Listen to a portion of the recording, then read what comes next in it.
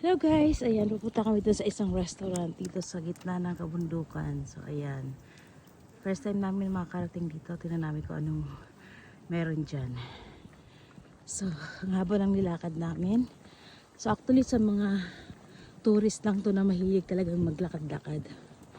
So tingnan mo, kita ang buong Fulda. Ang ganda. Ayan guys, palapit na kami dito sa restaurant. So first time namin dito. So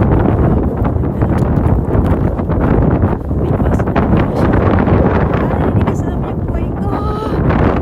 Scott. Yan na. Hindi na lang talaga makatagal siya ng 5 minutes yung pakay kasi ko alam. Uy.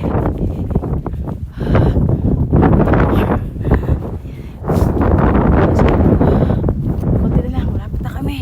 Sana may ano kami, may puno para makapagkape-kape kami. So, eto na nga kami. Ito pala yung Fulda Air House. Yan. So, ayan guys.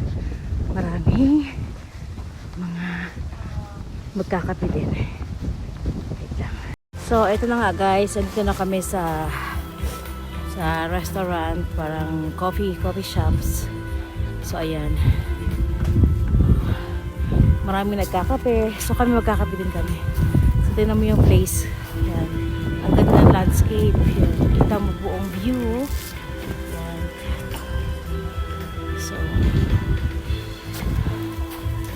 yan guys. So magkakape kami.